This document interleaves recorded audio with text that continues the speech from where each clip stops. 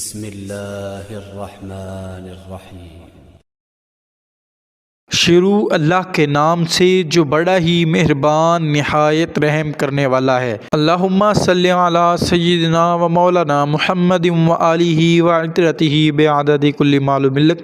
جناب رسول خدا، حبیب خدا، امام الانبیاء، تاجدار ختم نبوت، رحمت للعالمین، جناب حضرت محمد صلی اللہ علیہ وآلہ وسلم کی ذات پاک پر لاکھوں کروڑوں درودوں پاک کا نذرانہ پیش کرنے کے بعد علی بابا کی طرف سے آپ تمام دوستوں کو السلام علیکم۔ امید ہے آپ سب خیریت سے ہوں گے۔ آپ دیکھ رہے ہیں علی بابا اسلام ٹی وی۔ پیارے دوستو، آج کا ہمارا ٹاپک ہے کہ نمرود کی اللہ سے جنگ اور نمرود کی موت کیسے ہوئی۔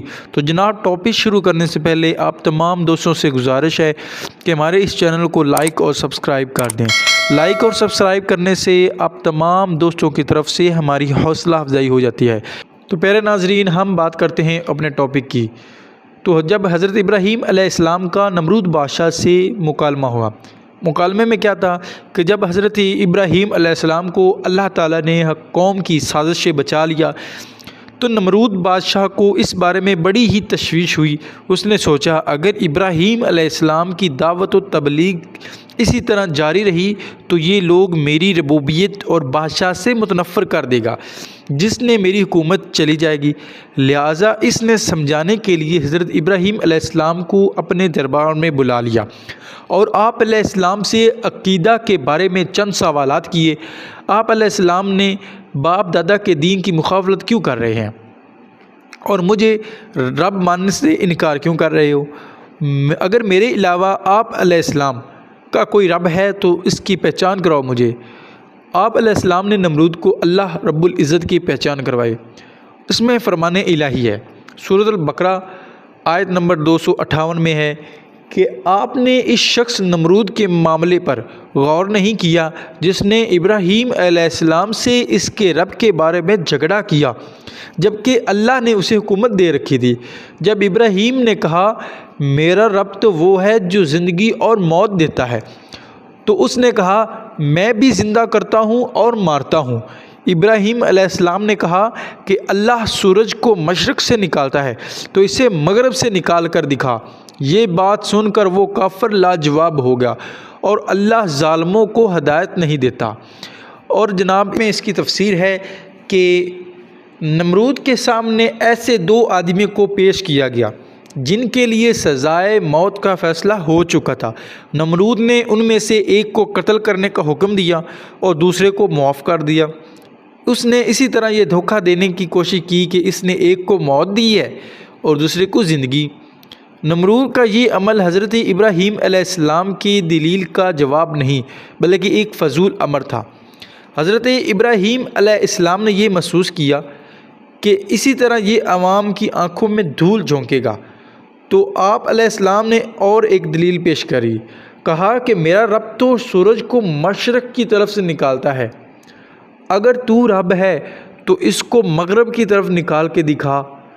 تو یہ دلیل سنتے ہی نمرود لاجواب ہو گیا، کیونکہ سورج کو مغرب سے نکالنا اس کے اختیار میں نہیں تھا۔ اس نے دلیل سے وہ عاجز آ گیا، اس کے پاس جواب دینے کے لیے کچھ باقی نہ رہا، لیکن پھر بھی وہ ہٹ دھرمی کا مظاہرہ کرتے ہوئے اپنی بات پر قائم رہا اور ہدایت نہ پا سکا۔ حضرت ابراہیم علیہ السلام کو اللہ تعالیٰ پر بہت زیادہ یقین تھا۔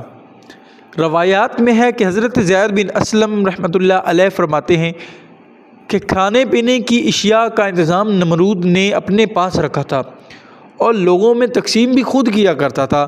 حضرت ابراہیم علیہ السلام نے اس سے مناظرے سے پہلے کھانے پینے کی اشیاء اس سے لینے جاتے تو وہ دے دیا کرتا تھا، لیکن جب اس کے ساتھ آپ علیہ السلام کا توحید باری تعالیٰ کے حوالے سے مکالمہ ہوا تو اس نے آپ علیہ السلام کو کھانے پینے کی اشیاء دینے سے انکار کر دیا۔ آپ علیہ السلام کو اللہ تعالیٰ پر بڑا ہی اعتماد تھا کہ اللہ تعالیٰ ہی تمام لوگوں کو کھانے پینے کی اشیاء فراہم کرتے ہیں اور بیمار ہونے پر انہیں شفا دیا کرتے ہیں۔ لہٰذا آپ علیہ السلام نے گھر کے قریب آ کر گھر والوں کو مطمئن کرنے کے لیے جن بوروں میں کھانے پینے کی اشیاء لانی تھی ان میں مٹی بھر لی۔ اگر گھر میں رکھ کر خود سو گئے، اللہ تعالیٰ نے اس مٹی کو بطور معجزہ کھانے پینے کی اشیاء میں غلے میں تبدیل کر دیا۔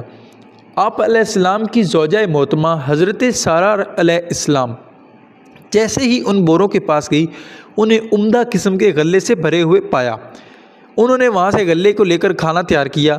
جب آپ علیہ السلام بیدار ہوئے تو کھانا تیار ہو چکا تھا اور جو آپ علیہ السلام کے سامنے پیش کیا گیا۔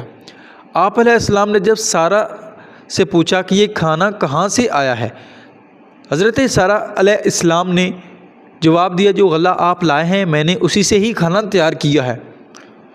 آپ علیہ السلام فوراً سمجھ گئے کہ اللہ تعالیٰ نے موزانہ طور پر مٹی کو غلے میں تبدیل کر دیا۔